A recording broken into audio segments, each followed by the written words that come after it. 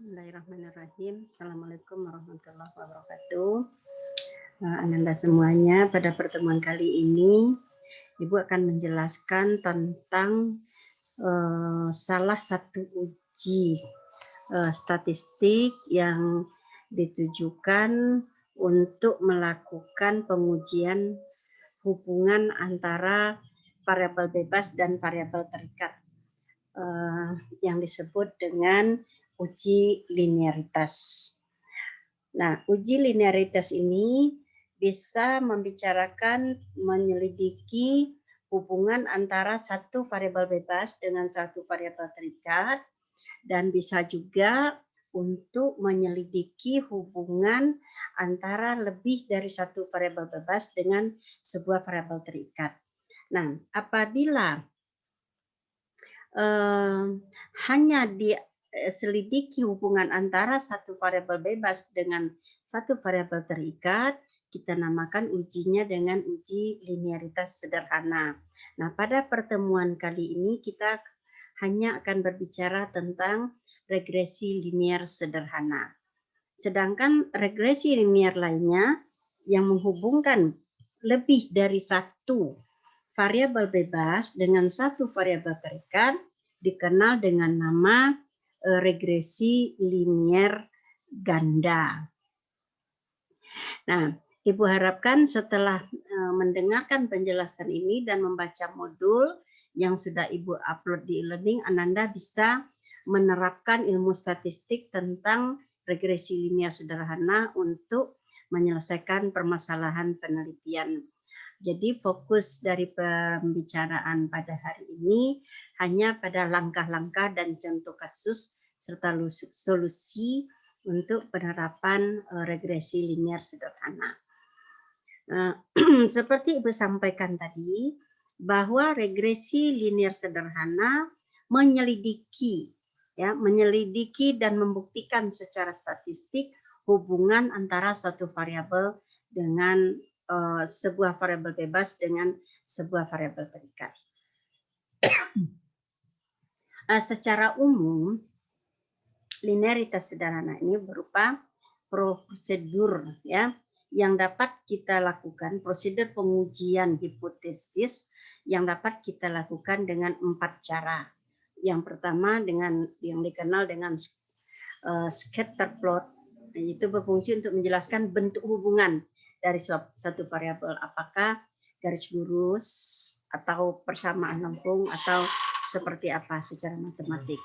Lalu yang kedua, analisis grafik residual, berasal dari kata residu sisa, itu digunakan untuk melihat dan menghubungkan antara nilai prediksi terstandar dengan nilai residu terstandar melalui penggunaan grafik. Lalu yang ketiga dengan metode estimasi kurva. Jadi kita dapatkan suatu hubungan, tidak dapatkan kurvanya, lalu dari situ kita estimasi hubungan antara variabel bebas dan variabel terikat. Yang keempat yaitu hubungan antar variabel yang terdiri dari berbagai pola model hubungan. Ada linear, ada kuadrat, ada pangkat ke n atau ordo ke n. Nah, untuk melihat hubungan antar variabel itu diuji menggunakan model yang paling dekat dari data yang diuji Kecenderungan dari model itu menunjukkan bahwa bentuk hubungan dari model itu bisa dipakai. Lalu yang kelima yaitu perbandingan eta dan R kuadrat. Nah, merupakan koefisien asosiasi linear. Hubungan linear eta sama dengan koefisien korelasi Pearson Jika hubungan nonlinear lebih besar, maka perbedaan antara eta dan R adalah tingkatan ukuran yang nonlinear. Lalu sebetulnya bisa juga dengan uji ANOVA yang sudah kita pelajari pada pertemuan sebelumnya. Nah, antara analisis regresi dengan korelasi itu ada perbedaan yang mendasar. Kalau analisis korelasi yang akan kita bicarakan pada pertemuan ini, itu digunakan untuk mencari arah. dan kekuatan hubungan antara variabel bebas dan variabel terikat, ya, baik hubungan yang bersifat simetris, kausal dan resiprokal.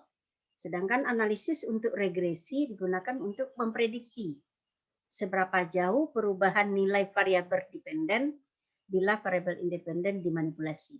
Jadi apabila variabel independennya kita rubah, bagaimana kecenderungan perubahan yang terjadi pada variabel independen atau variabel bebas. Nah, ini yang ingin diselidiki dengan regresi, ya.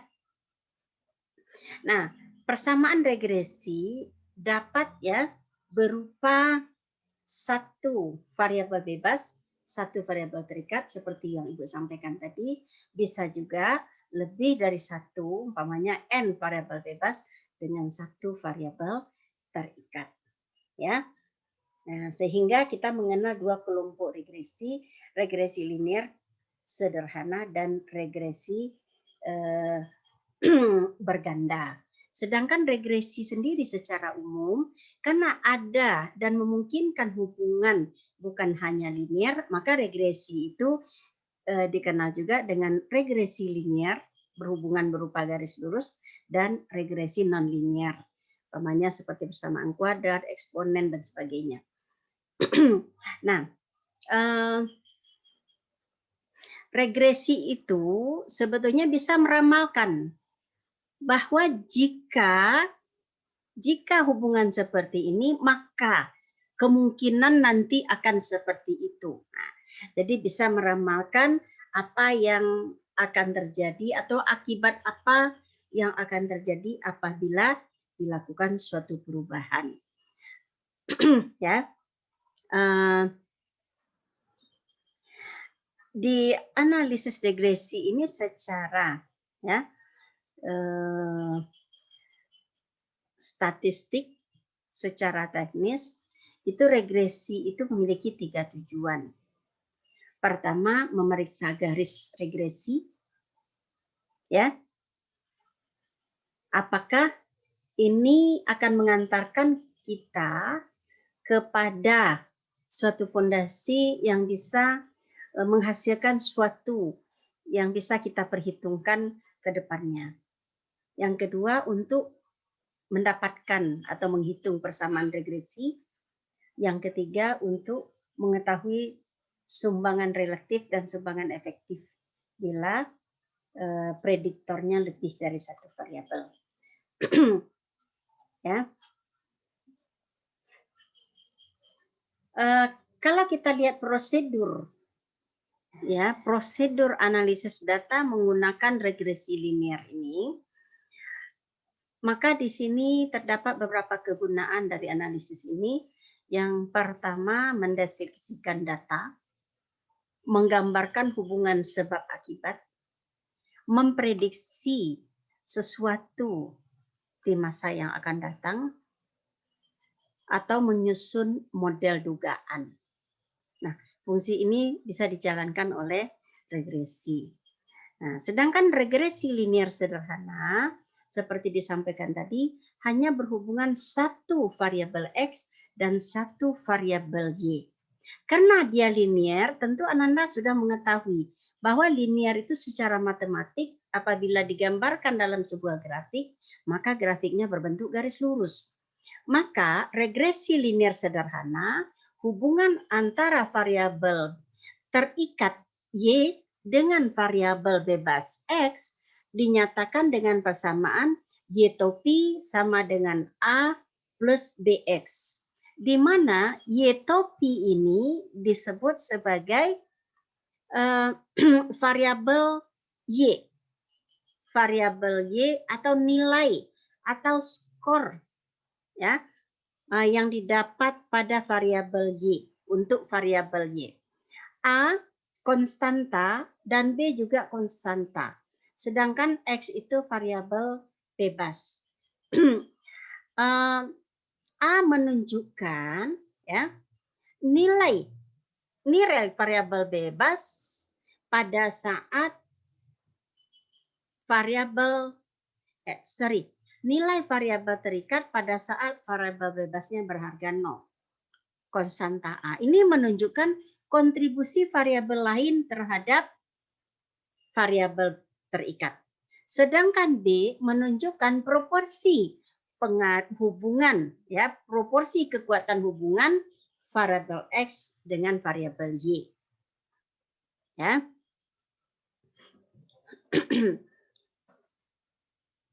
Nah, sebetulnya A dan B itu sudah merupakan bentuk penyederhanaan, ya, yang bisa mewakili alfa dan beta. Jadi sebetulnya secara umum hubungan Y topi dengan X itu adalah alfa plus beta X, ya. Nah, oleh sebab itu, untuk bisa benar-benar mewakili alfa dan beta ini, perlu kita melakukan beberapa langkah di dalam pengujian ini. Nah, kalau kita mengacu kepada persamaan satu ini, yaitu Y topi sama dengan A plus BX, maka nilai A dapat kita hitung menggunakan A sama dengan sigma Y kali sigma X kuadrat dikurang sigma X kali sigma XY per N sigma X kuadrat min sigma X dikuadratkan. Dan B dihitung menggunakan rumus B sama dengan N sigma XY dikurang sigma X kali sigma Y dibagi N sigma X kuadrat dikurang sigma X dikuadratkan. Nah, selanjutnya Ananda untuk kebutuhan menyelidiki sejauh mana hubungan itu diakui secara statistik, maka kita perlu jumlah kuadrat. Ya. Jumlah kuadrat itu ada beberapa. Yang pertama adalah jumlah kuadrat total, JKT. Ya. Yang kedua, jumlah kuadrat regresi. Ya. Yang ketiga, jumlah kuadrat regresi B terhadap A. Ya.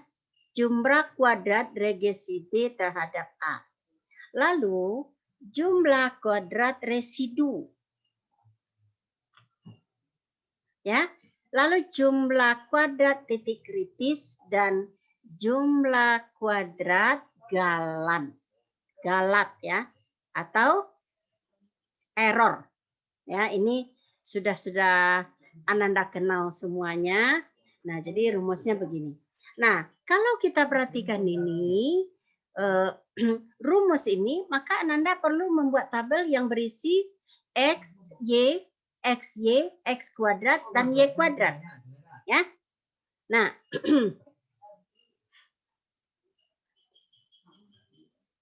nah, untuk lebih sederhananya, Ananda bisa membuat tabel.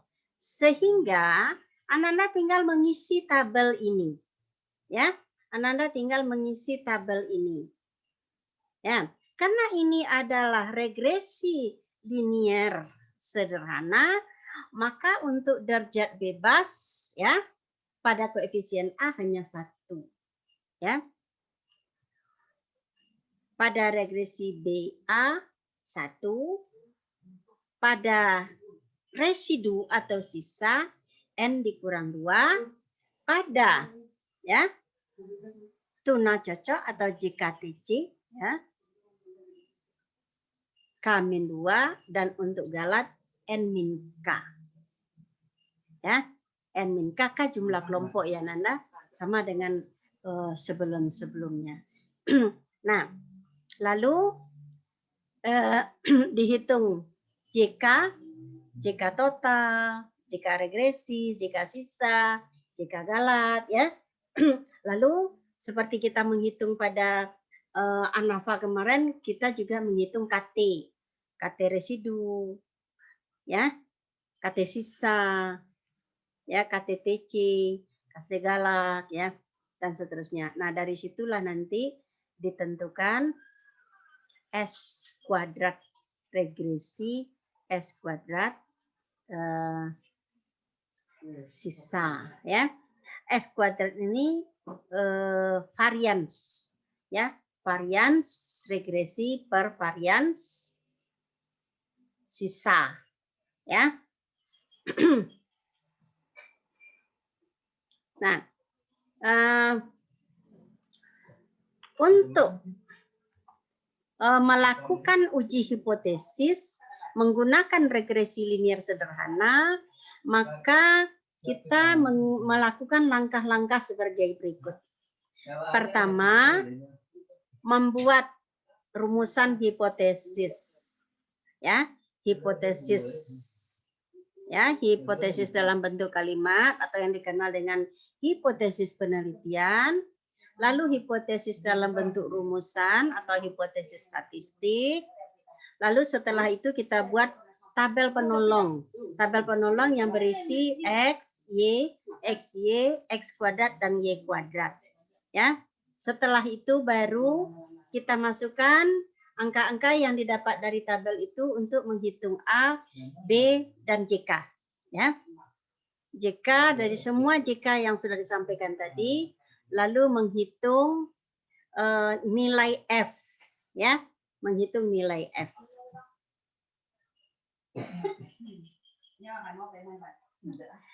Nah, sama seperti rumusan-rumusan hipotesis sebelumnya, setelah menentukan F hitung, tugas berikutnya adalah menentukan F tabel. F tabel, ya, ditentukan dulu tingkat signifikansinya.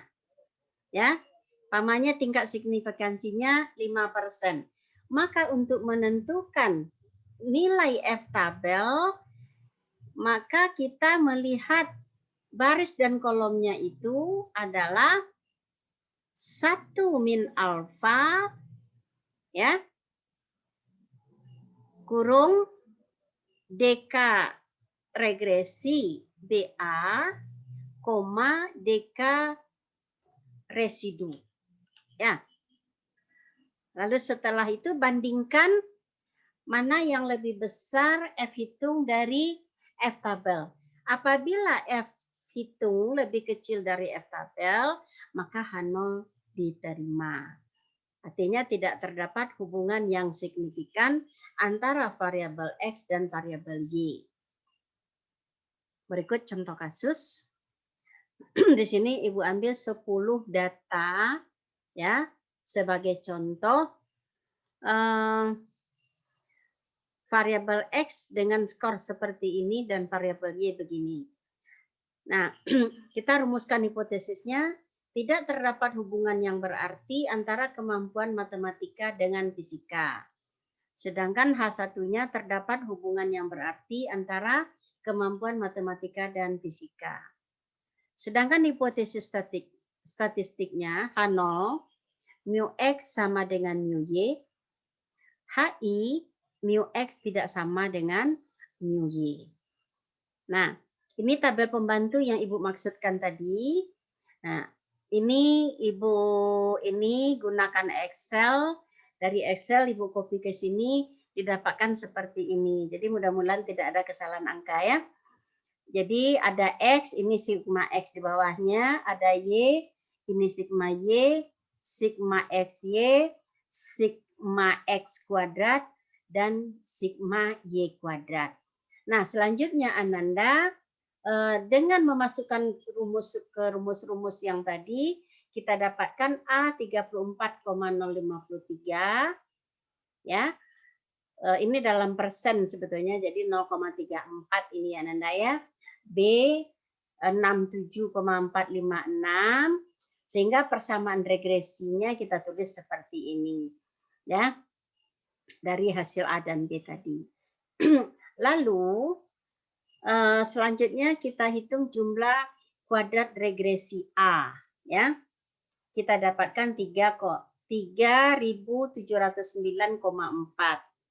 Lalu hitung jumlah kuadrat regresi BA, kita dapatkan 215,2. Yang berikutnya kita menghitung jumlah kuadrat sisa atau residu, ya.